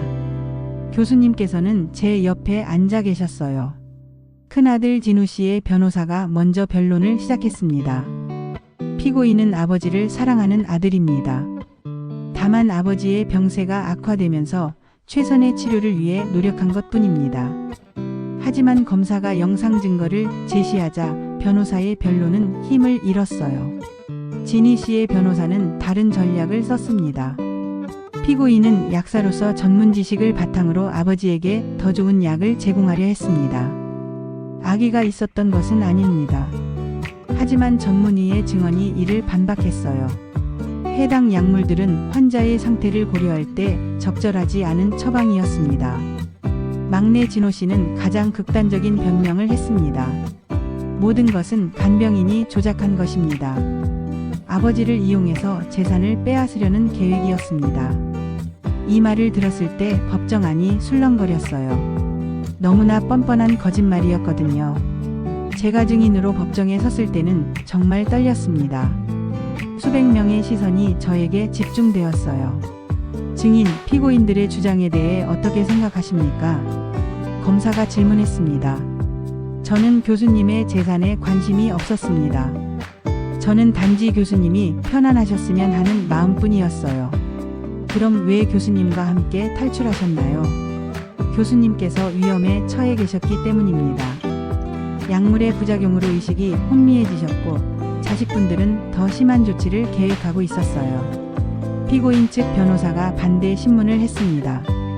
증인은 의료 전문가도 아닌데 어떻게 약물의 부작용을 판단할 수 있었습니까? 20년 넘게 간병인 일을 하면서 많은 경험을 쌓았습니다. 그리고 교수님의 평소 상태를 가장 잘 아는 사람은 저였어요. 혹시 교수님의 재산에 대한 욕심이 있었던 것은 아닙니까? 없었습니다. 저는 교수님께서 편안하시기만 바랐어요. 가장 결정적인 순간은 교수님께서 직접 증언대에 서신 때였습니다. 파킨슨병에도 불구하고 교수님의 목소리는 또렷했어요. 피고인들은 제 자식들입니다. 하지만 그들이 한 행동은 용서할 수 없습니다. 교수님의 증언은 담담했지만 가슴을 울렸습니다. 저는 평생 환자를 돌봤습니다. 하지만 정작 제가 환자가 되었을 때 제 자식들은 저를 환자가 아닌 재산으로만 보았습니다. 수연 씨는 다릅니다. 그는 저를 한 인간으로 존중해 주었고 제 마지막 존엄성을 지켜주었습니다. 교수님의 증언이 끝났을 때 법정 안은 숙연해졌습니다. 재판의 하이라이트는 교수님께서 몰래 녹화하신 영상들이 공개된 순간이었습니다. 첫 번째 영상에서는 자식들이 교수님께 강제로 서류에 서명하라고 압박하는 장면이 나왔어요. 아버지, 빨리 서명하세요. 그래야 편안해져요. 나는 싫어. 아버지, 정신 차리세요. 두 번째 영상에서는 딸 지니 씨가 교수님께 이상한 약을 먹이는 장면이 나왔습니다. 아버지, 이 약이 더 좋아요. 꼭 드세요. 하지만 이 약을 먹으면 어지러워. 그건 처음에만 그런 거예요. 세 번째 영상이 가장 충격적이었어요. 자식들끼리 교수님의 미래에 대해 논의하는 장면이었습니다. 아버지가 이런 상태로 언제까지 버틸까? 요양원에 보내면 오래 못 버틸 거야. 그게 아버지를 위해서도 좋겠어. 이 영상들을 본 후 법정 안의 분위기가 완전히 바뀌었습니다. 마지막으로 피고인들의 최후 진술이 있었습니다. 큰아들 진우 씨가 먼저 나섰어요. 저는 정말 아버지를 사랑했습니다. 다만 방법이 잘못되었을 뿐입니다. 그의 목소리는 떨리고 있었어요. 딸 지니 씨는 울면서 말했습니다. 아버지, 정말 죄송합니다. 제가 욕심에 눈이 멀었습니다. 막내 진호 씨는 끝까지 자신의 잘못을 인정하지 않았어요. 저는 아직도 억울합니다. 간병인이 아버지를 세뇌한 것입니다. 그의 변명은 더 이상 아무도 믿지 않았어요. 검사의 최종 변론이 시작되었습니다. 이 사건은 단순한 가족 갈등이 아닙니다. 우리 사회의 어두운 단면을 보여주는 사건입니다. 혈연이라는 이름으로 자행된 체계적인 학대였습니다. 이에 대해서는 엄중한 처벌이 필요합니다. 반면 김수현 씨는 진정한 가족의 의미를 보여주었습니다. 혈연이 아니어도 진심으로 사람을 돌볼 수 있다는 것을 증명했습니다. 변호인들의 최종 변론은 힘이 없었어요. 명백한 증거들 앞에서 변명할 여지가 별로 없었거든요. 드디어 선고일이 왔습니다. 법정은 발 디딜 틈이 없을 정도로 많은 사람들이 몰렸어요. 언론, 시민단체, 그리고 이 사건에 관심을 가진 시민들까지. 판사가 선고를 시작했습니다. 피고인 박진우에게 징역 3년을 선고한다. 피고인 박진희에게 징역 2년 6개월을 선고한다. 피고인 박진호에게 징역 2년을 선고한다. 법정 안에서는 탄식 소리가 들렸어요. 자식들의 가족들이 우는 소리였습니다. 판사는 판결 이유를 설명했습니다. 피고인들은 혈연이라는 관계를 이용해 피해자를 체계적으로 학대했습니다. 이는 우리 사회의 근본적인 가치를 훼손하는 행위입니다. 반면 간병인 김수현 씨는 진정한 가족의 의미를 보여주었습니다. 혈연을 뛰어넘는 인간적인 사랑과 헌신을 실천했습니다. 저는 교수님의 손을 꼭 잡았습니다. 교수님께서도 제 손을 꼭 잡으셨어요. 판결이 내려진 후 언론의 반응은 폭발적이었습니다. 혈연 뛰어넘은 진정한 가족의 간병인 김수현 현대판 효녀 심청 노인학대에 대한 경종을 울린 역사적 판결. 모든 신문과 방송에서 이 사건을 다뤘어요. 특히 저에 대한 조명이 많았습니다. 한 방송사에서는 특별 다큐멘터리를 제작하기도 했어요. 김수현 씨가 보여준 것은 단순한 직업 정신이 아닙니다. 인간에 대한 깊은 사랑과 존중입니다. 이 사건을 통해 우리는 진정한 가족의 의미에 대해 다시 생각해보게 됩니다. 이 사건은 우리 사회에 큰 변화를 가져왔습니다. 노인학대 방지에 대한 법률이 강화되었어요. 김수현법이라고 불리는 법안이 국회에서 통과되었습니다. 간병인의 지위와 처우 개선에 대한 논의도 활발해졌어요. 정부에서는 전문 간병인 양성 프로그램을 확대하기로 했습니다. 많은 가족들이 노인 돌봄에 대해 다시 생각해보게 되었어요. 요양원 방문이 늘어나고 가족 간의 대화도 많아졌다고 합니다. 판결 이후 교수님의 상태는 놀랍도록 좋아지셨습니다. 스트레스가 해소되면서 파킨슨병 증상도 완화되었어요. 수연 씨, 정말 고마워. 너 때문에 내가 새 삶을 살게 됐어. 교수님, 이제 시작이에요. 우리 함께 의미 있는 일을 해봐요. 교수님께서는 적극적으로 재단 운영에 참여하셨습니다. 의료진 출신이신 만큼 전문적인 조언도 많이 해주셨어요. 우리 재단에서는 단순히 돈을 지원하는 것이 아니라 진짜 필요한 도움을 줘야 해. 박 교수 나눔 재단은 빠르게 성장했습니다. 이 사건을 통해 많은 분들이 후원을 해주셨거든요. 가장 먼저 시작한 사업은 홀로 계신 어르신 간병 서비스였어요. 경제적으로 어려우신 분들께 무료로 전문 간병인을 파견해 드립니다. 두 번째는 간병인 교육 프로그램이었습니다. 단순히 몸만 돌보는 것이 아니라 마음도 어루만질 수 있는 간병인을 양성합니다. 세 번째는 노인학대 신고센터 운영이었어요. 혹시 주변에서 이상한 일이 벌어지면 언제든지 신고해 주세요. 이 모든 과정을 지켜본 딸 미영이에게도 큰 변화가 있었어요. 엄마, 저도 엄마처럼 되고 싶어요. 미영아, 넌 이미 충분히 훌륭해. 아니에요. 엄마가 교수님을 지키는 모습을 보면서 정말 많이 배웠어요. 미영이는 간호학과에서 더욱 열심히 공부했습니다. 그리고 졸업 후에는 저희 재단에서 일하겠다고 말했어요. 나중에 우리 모녀가 함께 일하면 얼마나 좋을까요? 교수님께서도 미영이의 결정을 기뻐하셨습니다. 좋은 결정이야. 미영이는 분명 훌륭한 간호사가 될 거야. 재단을 시작한 지 6개월 만에 첫 번째 큰 성과가 있었습니다. 혼자 계시던 80대 할머니 한 분이 저희 재단의 도움을 받게 되었어요. 이분은 자식들이 모두 해외에 있어서 홀로 지내고 계셨는데 갑자기 쓰러지셨을 때 아무도 돌봐줄 사람이 없었거든요. 할머니, 이제 걱정 마세요. 저희가 함께 할게요. 저희가 파견한 간병인 선생님은 정말 친절하고 실력 있는 분이었어요. 그분 덕분에 할머니께서는 빠르게 회복하셨습니다. 정말 고마워요. 이런 도움이 있는 줄 몰랐어요. 할머니의 감사 인사를 들을 때마다 저는 뿌듯했습니다. 교수님께서도 정말 기뻐하셨어요. 수연 씨, 우리가 정말 의미 있는 일을 하고 있구나. 간병인 교육 프로그램도 큰 호응을 얻었습니다. 전국에서 교육을 받으러 오시는 분들이 많았어요. 간병인은 단순히 몸만 돌보는 사람이 아닙니다. 환자의 마음까지 어루만질 수 있어야 해요. 제가 직접 강의를 하면서 제 경험을 나눴습니다. 환자분들은 몸이 아픈 것보다 마음이 더 아프실 때가 많아요. 그런 마음을 읽어드리는 것이 우리의 역할입니다. 교수님께서도 의학적 지식을 바탕으로 강의해 주셨어요. 질병을 이해하는 것도 중요하지만 그보다 더 중요한 것은 환자를 이해하는 것입니다. 재단 활동을 하면서 저희는 새로운 가족들을 만났습니다. 첫 번째는 홀로 계시던 김할아버지였어요. 이분은 6.25 전쟁 때 가족을 모두 잃으시고 평생을 혼자 사셨던 분이었습니다. 할아버지, 이제 혼자가 아니세요. 저희가 가족이에요. 할아버지께서는 처음에는 경계하셨지만 점점 마음을 열어주셨어요. 나는 가족이 없다고 생각했는데 이런 가족도 있구나. 두 번째는 치매 걸린 이 할머니였어요. 자식들이 모두 멀리 살고 있어서 혼자 계셨는데 저희 재단에서 전문 간병인을 파견해 드렸어요. 할머니, 오늘 기분은 어떠세요?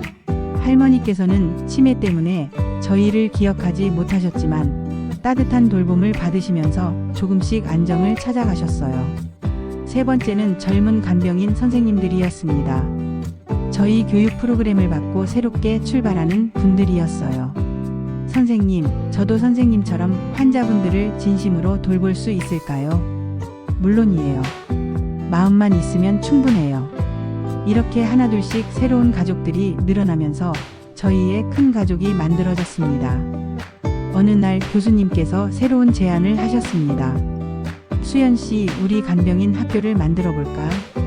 간병인 학교요? 정식 교육기관으로 인가받아서 체계적으로 간병인을 양성하는 거야. 교수님의 아이디어는 정말 훌륭했습니다. 단순한 교육 프로그램이 아니라 정식 학교를 만드는 것이었어요. 간병인도 전문직이야. 제대로 된 교육과 자격증이 있어야 해. 저희는 교육부의 정식 승인을 받기 위해 노력했습니다. 이 과정에서 많은 분들이 도와주셨어요. 김수연 간병학교. 어때? 이름도 좋지? 교수님께서 웃으시며 말씀하셨습니다. 저희 재단의 활동이 알려지면서 여러 상을 받게 되었습니다. 첫 번째는 올해의 사회공헌상이었어요. 시상식에 나갔을 때 정말 떨렸습니다. 김수연 씨는 개인의 희생을 통해 사회 전체에 큰 변화를 가져왔습니다. 두 번째는 휴먼 라이츠 어워드였습니다. 인권 보호에 기여한 공로를 인정받은 거였어요. 노인의 인권과 존엄성을 지켜낸 숭고한 정신을 드립니다. 하지만 가장 기뻤던 것은 교수님과 함께 모범 가족상을 받은 것이었어요. 혈연을 뛰어넘은 진정한 가족의 모범을 보여주셨습니다. 시상식에서 교수님과 함께 상을 받을 때 제 눈에서는 뜨거운 눈물이 흘러내렸습니다. 시간이 흘러 딸 미영이가 간호학과를 졸업했습니다. 졸업식에는 교수님께서도 함께 가주셨어요. 미영아 축하해. 정말 자랑스러워. 엄마 그리고 할아버지 고마워요. 이제 저도 엄마처럼 사람들을 도울 수 있어요. 미영이는 졸업과 동시에 간호사 국가고시에도 합격했습니다. 그리고 약속대로 저희 재단에서 일하기 시작했어요. 엄마, 제가 재단에서 간호사로 일하면서 더 많은 분들을 도울 수 있을 것 같아요. 그래, 우리 함께 힘을 합쳐보자. 교수님께서도 미영이를 정말 예뻐하셨습니다. 이제 우리 가족이 더 든든해졌네. 의사, 간병인, 간호사까지 있으니까. 놀랍게도 교수님의 자식들로부터 편지가 왔습니다. 출소를 앞둔 시점에서 보낸 편지였어요. 큰아들 진호 씨의 편지였습니다. 아버지 정말 죄송합니다. 감옥에서 많은 생각을 했습니다. 제가 얼마나 잘못되었는지 깨달았습니다. 딸 진희 씨의 편지도 있었습니다. 아버지를 진심으로 돌봐주신 수연 씨께도 감사드립니다. 제가 할 일을 다른 분이 대신해 주셨네요. 막내 진호 씨의 편지가 가장 진심 어려 보였어요. 아버지, 저는 이제야 진정한 가족이 무엇인지 알게 되었습니다. 수연 씨야말로 저희보다 더 좋은 가족이셨습니다. 교수님께서는 편지들을 읽으시며 복잡한 표정을 지으셨습니다. 수연 씨, 나는 그들을 용서해야 할까? 교수님의 마음이 편해지는 길을 선택하세요. 그래, 혈연은 끊을 수 없는 법이니까. 저희 재단의 활동이 전국으로 확산되었습니다. 부산, 대구, 광주 등 주요 도시에 지부를 만들었어요. 전국 어디서든 도움이 필요한 분들께 손을 내밀 수 있게 되었어요. 각 지부마다 지역 특성에 맞는 프로그램을 운영했습니다. 부산 지부에서는 홀로 계신 어르신들을 위한 함께 밥상 프로그램을 시작했어요. 대구 지부에서는 치매 어르신들을 위한 기억 되찾기 프로그램을 운영했습니다. 광주 지부에서는 농촌 지역 어르신들을 위한 찾아가는 간병 서비스를 제공했어요. 이제 우리가 정말 많은 분들에게 도움이 될 수 있겠어요. 교수님께서도 전국을 다니시며 프로그램을 점검하셨습니다. 교수님과 함께 지낸 지 5년이 넘었습니다. 이제 저희는 정말 완벽한 가족이 되었어요. 교수님의 건강 상태도 많이 좋아지셨습니다. 파킨슨병 증상은 여전히 있지만 스트레스가 없어지니까 진행 속도가 현저히 느려졌어요. 수연 씨 덕분에 내가 이렇게 건강하게 살고 있어. 교수님께서 긍정적으로 생각하시니까 더 좋아지시는 거예요. 매일 아침 함께 산책을 나가고 후에는 재단 일을 하고 저녁에는 미영이와 함께 식사를 하는 것이 저희의 일상이 되었습니다. 정말 평범하지만 행복한 일상이야. 교수님께서 자주 말씀하시는 말입니다. 미영이에게 좋은 인연이 생겼습니다. 같은 병원에서 일하는 의사 선생님이었어요. 엄마, 제가 결혼해도 괜찮을까요? 물론이지. 내가 행복하면 엄마도 행복해. 할아버지는 어떻게 생각하실까요? 나도 찬성이야. 좋은 사람 같던데. 교수님께서도 미영이의 결혼을 적극 지지하셨습니다. 결혼식 날 교수님께서는 아버지 역할을 해주셨어요. 미영아, 행복하게 살아.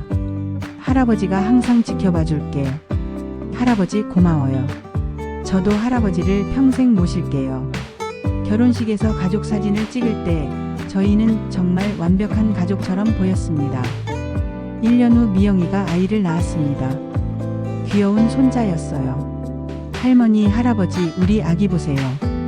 교수님께서는 손자를 보시고 정말 기뻐하셨습니다. 내가 이렇게 손자를 볼 줄 몰랐어. 정말 고마워. 이제 진짜 4대가 함께 사는 가족이 되었네요.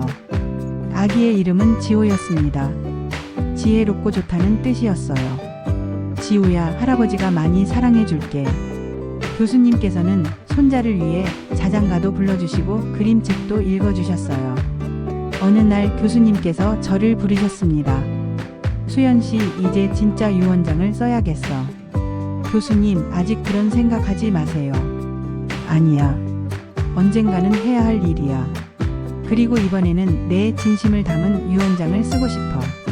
교수님께서는 정식으로 변호사를 불러서 유언장을 작성하셨습니다. 내 모든 재산은 김수연과 김미영, 그리고 손자 박지우에게 상속한다. 그리고 내 자식들에게는 각각 작은 몫을 남긴다. 그들도 내 자식이니까. 교수님의 마지막 배려였습니다. 박교수 나눔 재단은 수연 씨가 평생 운영하되 미영이가 도와주고 지호가 성인이 되면 함께 이어가기를 바란다. 저희 가족의 이야기는 이제 사회적 모범 사례가 되었습니다. 대학교 사회복지학과에서는 저희 사례를 교재로 사용하기도 했어요. 혈연을 뛰어넘은 진정한 가족의 모델. 현대 사회의 새로운 가족 형태. 간병인과 환자의 이상적 관계. 여러 학회에서 발표 요청도 많이 들어왔습니다. 김수연 씨, 우리 학회에서 발표를 부탁드리고 싶습니다. 가족의 의미에 대해 새로운 시각을 제시해 주세요. 처음에는 부담스러웠지만 점점 익숙해졌어요. 제 경험이 다른 분들에게도 도움이 된다니 뿌듯했습니다. 드디어 김수연 간병학교가 정식으로 인가를 받아 개교했습니다. 교육부에서 인정하는 정식 교육기관이 된 것이었어요. 개교식 날 많은 분들이 축하해 주러 오셨습니다. 김수연 교장 선생님 축하드립니다. 교장 선생님이라는 호칭이 아직 어색했지만 책임감이 느껴졌어요. 저희 학교에서는 단순히 간병 기술만 가르치는 것이 아닙니다. 환자를 진심으로 사랑하고 돌볼 수 있는 마음을 키우는 것이 목표입니다. 교수님께서는 명예교장으로 취임하셨습니다. 이 학교에서 배출된 간병인들이 전국 각지에서 환자분들을 따뜻하게 돌봐드리기를 바랍니다. 교수님과 함께 미래에 대한 꿈을 이야기했습니다. 10년 후에는 어떻게 될까? 지호가 10살이 되겠네요. 그럼 지호한테 할아버지가 어떤 사람이었는지 들려줘야겠어. 네, 꼭 그럴게요. 그리고 우리 재단이 더 크게 발전해서 전 세계로 확산되면 좋겠어. 좋은 생각이에요. K-케어를 세계에 알리는 거네요. 수연 씨는 정말 꿈이 큰 사람이야. 저희는 함께 웃으며 미래를 그려봤습니다. 제12부 영원한 사랑 감동의 대단원 15분. 어느 날 교수님께서 특별한 선물을 준비하셨습니다. 수연 씨, 이거 너에게 주고 싶어. 교수님께서 건네주신 것은 작은 목걸이였습니다. 이게 뭐예요? 내가 젊었을 때 어머니가 주신 거야. 여러분, 여기까지 잘 들으셨나요? 김수연 씨와 교수님의 이야기가 어떻게 사회적 모범 사례가 되고 많은 이들에게 영감을 주는 교육기관으로 발전했는지 보셨죠? 혈연을 뛰어넘어 진정한 가족이 된 두 사람의 관계, 그리고 그들이 만들어낸 아름다운 변화의 물결. 정말 가슴 뭉클한 이야기였습니다. 특히 교수님께서 어머니의 목걸이를 수연 씨에게 건네시는 장면에서는 눈시울이 붉어지지 않으셨나요? 진정한 가족의 의미가 무엇인지, 사랑과 헌신이 어떻게 세상을 바꿀 수 있는지 보여주는 감동적인 순간이었습니다. 오늘 이야기가 마음에 드셨다면 구독과 좋아요 부탁드립니다. 여러분의 작은 응원이 더 많은 감동적인 이야기를 전할 수 있는 큰 힘이 됩니다. 다음 시간에는 더욱 따뜻하고 감동적인 이야기로 찾아뵙겠습니다. 감사합니다.